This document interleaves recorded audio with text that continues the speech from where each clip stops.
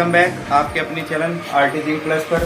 Guys जैसा कि आपको पता है हम पढ़ रहे हैं केमिस्ट्री का पहला लेसन हमारा है, यानी कि अध्याय नंबर 1 ठोस अवस्था।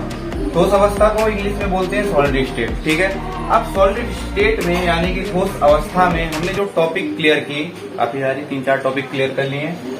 इससे पहले जो टॉपिक हमने क्लियर की थी वो थी क्रिस्टल जालक।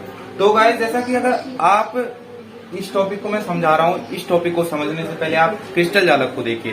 क्रिस्टल जालक में आप जब देखेंगे कि जैसा कि मैं पढ़ा रहा हूँ और मैं उस वीडियो में बोल रहा हूँ कि यहाँ एक क्या है, क्रिस्टल जालक का जो चित्र है, फिगर है, शो हो रहा है। तो गाइस वहीं से हम उसके मतलब जो हम डायग्राम आज यहाँ शो करेंगे व्हाइट बोर्ड पे, वहीं से निकाला गया है। समझने की बात है, बस समझिएगा टॉपिक।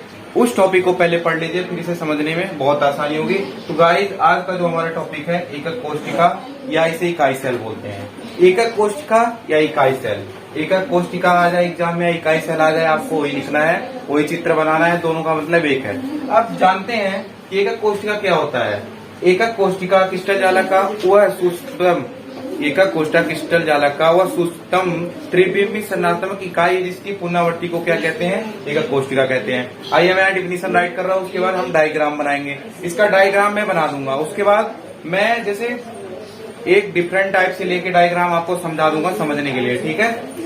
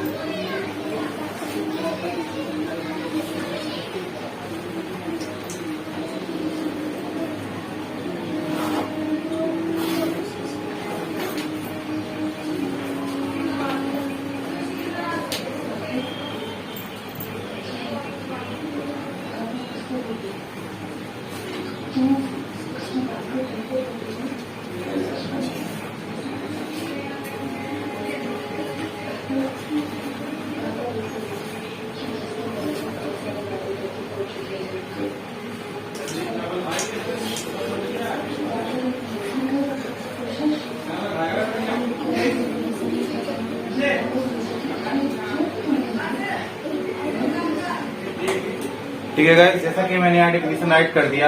एकक कोशिका क्रिस्टल जालक की वह सूक्ष्म त्रिबिंबी संरचनात्मक इकाई है, ठीक है, जिसकी पुनरावृत्ति को क्या कहते हैं, क्रिस्टल जालक कहते हैं। देखिए समझिए, जैसा कि हमने क्रिस्टलीय ठोस पढ़ा, उसमें अंतर स्पष्ट किया, उसके बाद जो हमने टॉपिक क्लियर किए। देखिए अगर आपको ये सब टॉपिक समझना है तो ये डायरेक्टली नहीं समझ में आ सकता है। मैं आपको सबसे जरूरी बात बता देना चाहता हूँ कि डायरेक्टली आप कोई भी टॉपिक नहीं समझ सकते। हाँ समझ सकते हैं, लेकिन बस वो रट सकते हैं और कुछ नहीं कर सकते।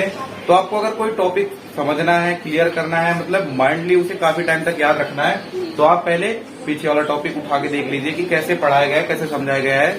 किसी का वीडियो देख सकते हैं। ठीक है गाइस, तो यहाँ देख लीजिए, मैंने यहाँ लिख दिया है कि कोशिका क्रिस्टल जालक की वो सूक्ष्म त्रिबिंबी संरचनात्मक इकाई है, जिसकी पुनरावृत्ति को क्या कहते हैं, क्रिस्टल जालक कहते हैं। अब क्रिस्टल जालक कहते हैं, अब आपने यहाँ सुन लिया कि एकक कोशिका। अब एकक कोशिका क्या होता है, पहले मैं इसका डायग्राम बनाता हूँ। देखिए एकक कोशिका जो है हमारा ये है।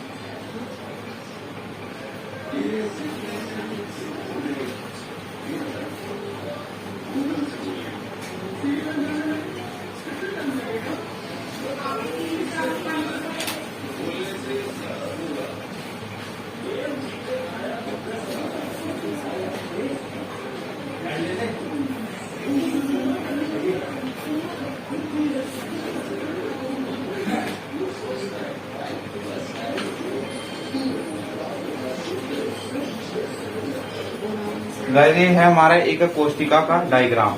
ये तो हमारा एकक कोशिका का डायग्राम बन गया।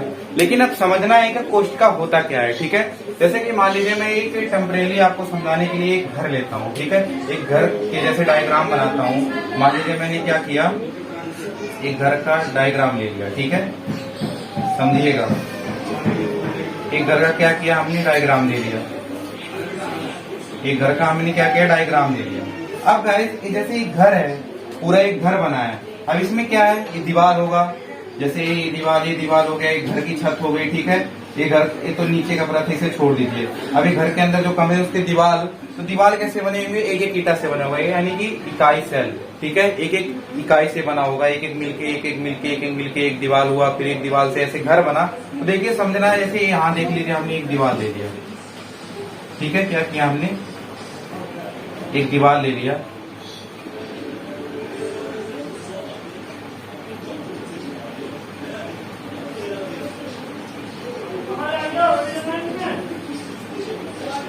ठीक है।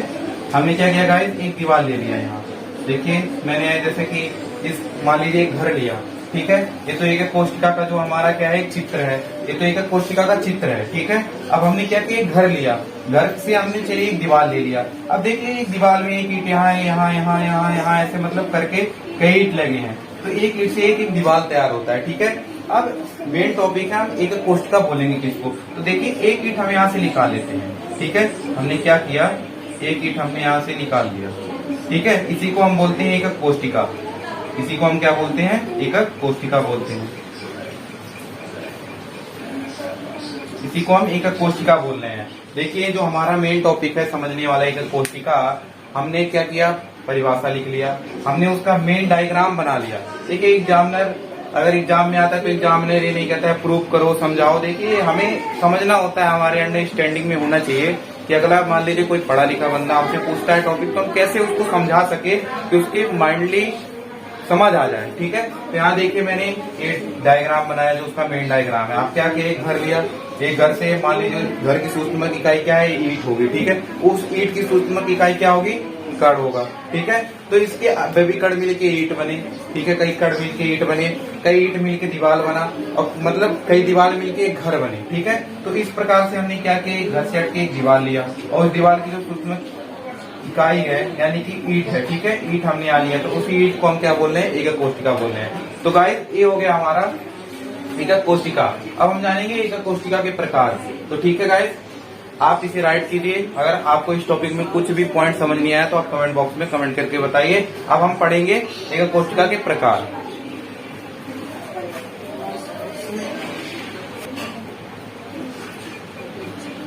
ठीक है गाइस, जैसा कि हमने पढ़ लिया है कि कोशिका क्या होता है, इकाई सेल क्या होता है, ठीक है, इसका डायग्राम भी और डिफिनीशन भी। अब हम देखते हैं इसके प्रकार। यह दो प्रकार के होते हैं, एक कोशिका इकाई सेल कितने प्रकार के होते हैं, दो प्रकार के होते हैं। अब देखिए मैंने यहाँ पहला प्रकार लिख दिया है, मैं पहला प्रकार लिख दिया, इसका डिफिनीशन लिखूंगा समझा दूंगा, फिर दूसरा प्रकार लिखूंगा, उसका डिफिनीशन लिखूंगा, डायग्राम बनाऊंगा, समझा दूंगा। तो देखिए आध एकक कोशिका या सरल एकक कोशिका यानी कि एससी। एससी का मतलब है सिंपल यूनिट सेल, ठीक है, इसे इंग्लिश में बोलते हैं सिंपल यूनिट सेल। तो देखिए अब हमें समझना होगा, देखिए इन एकक कोशिकाओं में जो अपव्ययी कण होते हैं केवल कोनों पर स्थित होते हैं। तो ठीक है, ऐसे क्रिस्टल जालक को हम क्या कहते हैं, आध एकक कोशिका कहते हैं, ठीक है। तो देखिए यहाँ समझिए, मैं यहाँ लिख रहा हूँ इन एकक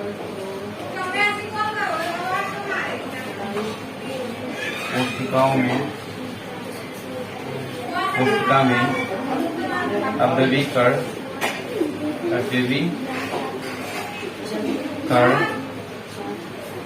केवल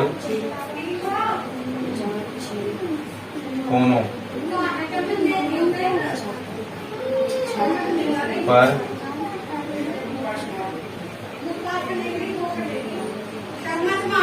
स्थित होते हैं। तो ऐसे कोशिकाओं को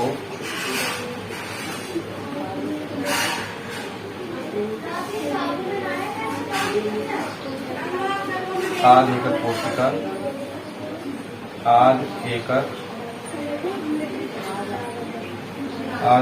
कोशिका,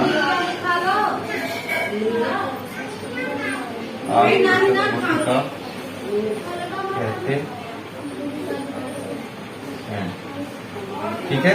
क्या कहते हैं, आध एकक कोशिका कहते हैं। अब देखिए मैं यहाँ डायग्राम बना रहा हूँ, देखिए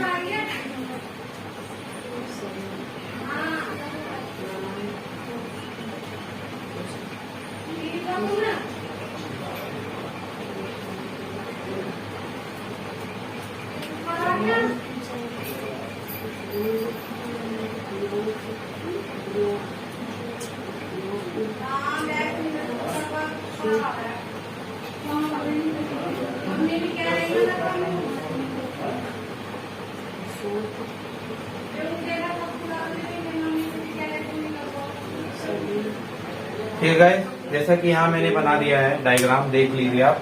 तो इन एकक कोशिकाओं में अवयवी कण जो होते हैं केवल कोनों पर स्थित होते हैं। तो ऐसे आधेकक कोशिका, तो इसे ऐसे कोशिकाओं को आधेकक कोशिका कहते हैं। देखिए अब यहाँ एक कोना है जैसे, ठीक है, एक अवयवी कण यहाँ होगा, एक अवयवी कण यहाँ होगा, एक अवयवी कण यहाँ, एक यहाँ, एक यहाँ होगा, एक यहाँ, एक यहाँ स्थित होगा, एक यहाँ, ठीक है।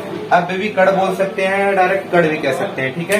तो इनके देखिए सिर्फ कोनों पर स्थित होंगे, कोनों के अलावा कहीं नहीं स्थित होंगे, ठीक है। जैसा कि आपने पढ़ा था संरचनात्मक इकाई, कण वगैरह, जैसे आपने पढ़ा था क्रिस्टलीय ठोस में, अतिशीतलित द्रव में, तो ऐसे ये भी टॉपिक है, ठीक है। तो इनके सिर्फ कोनों पर स्थित होंगे, तो इसे हम क्या बोल रहे हैं, आधिकक कोशिका बोल रहे हैं, या इसे सरल एकक कोशिका भी कह सकते हैं, ऐसी यानी कि सिंपल यूनिट सेल, ठीक है। ये तो हमारा हो गया आधिकक कोशिका। अब आगे हम बात करते हैं दूसरे प्रकार की, ठीक है गाइस।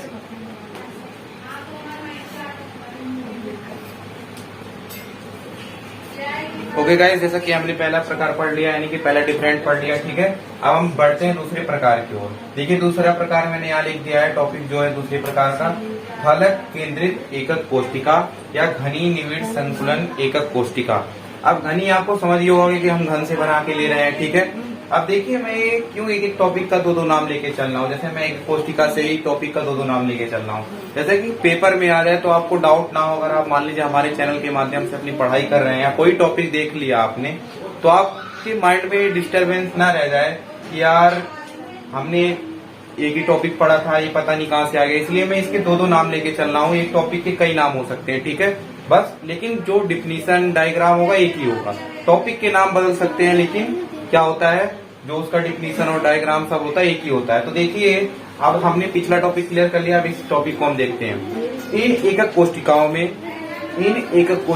में अवयवी कण या कण कोनों के अतिरिक्त कहाँ स्थित होते हैं, फलक के केंद्रों पर स्थित होते हैं, ठीक है।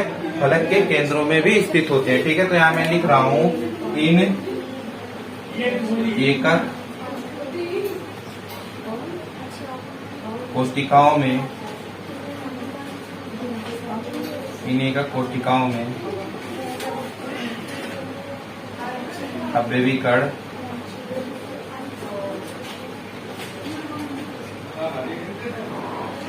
कोनों के अतिरिक्त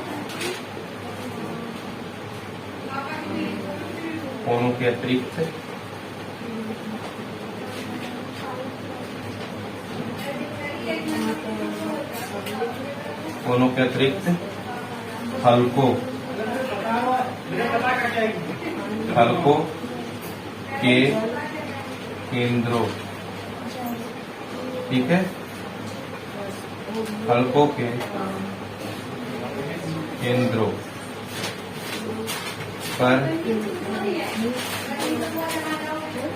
पर भी स्थित होते हैं,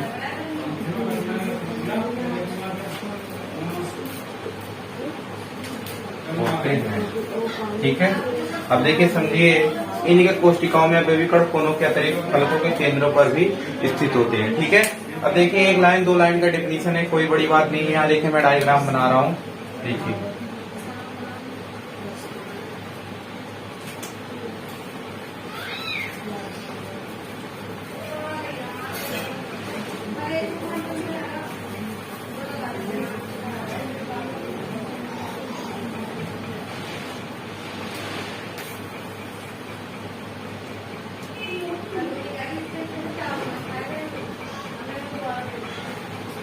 देखिए आध एकक कोशिका में, मतलब आध एकक कोशिका में केवल कोनों पर स्थित है, ठीक है। यहाँ कोनों के अतिरिक्त है, जो कोने हैं इनके अतिरिक्त 1 2 3 4 5 6 7 8, ठीक है, 2 2 4 2 6 2 8, ठीक है। ये कोनों के अतिरिक्त यहाँ नहीं रहेगा,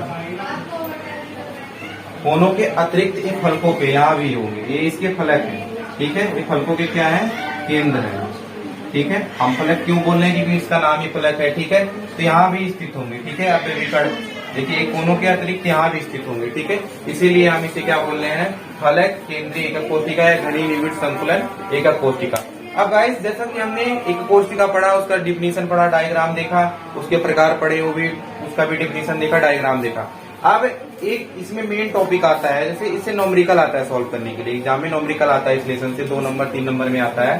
तो अब देखिए हमें समझना होगा, अब मैं अपने जो नेक्स्ट वीडियो लाऊंगा उसमें नेक्स्ट लेक्चर में ये जो फलक केंद्रीय एकक कोशिका है और आध एकक कोशिका है, उसमें जो प्रति इकाई सेल होते हैं, ठीक है, प्रति इकाई सेल के जो कण होते हैं कैसे निकाले जाते हैं विद प्रूफ, मैं अपने नेक्स्ट वीडियो में मिलूंगा, ठीक है। नेक्स्ट वीडियो में उसे मैं प्रूफ करके बताऊंगा, ठीक है, कि मतलब इसमें जो अपव्ययी कण है, मतलब इसके जो कण निकल के आएंगे कितने आएंगे और आध निकल के कितने आएंगे। तो देखिए मैं आपको नॉर्मली बता देता हूँ, इसके जो कण निकल के आते हैं 4 आते हैं और आध के 1 निकल के आते हैं। तो हम उसमें अपने नेक्स्ट वीडियो में जानेंगे कि वो कैसे निकल के आते हैं और किस प्रकार से वो सॉल्व होगा, ठीक है। गाइस आज का हमारा टॉपिक ये खत्म होता है। अगर आप मेरे चैनल पे नए हैं तो प्लीज मेरे चैनल को सब्सक्राइब कीजिए। अगर आप मेरी वीडियो को देख रहे हैं तो अपने दोस्तों के साथ ज्यादा से ज्यादा शेयर कीजिए और बेल आइकन को प्रेस कीजिए ताकि कि मेरी वीडियो आप सबसे पहले देख सके। Thank you very much for watching.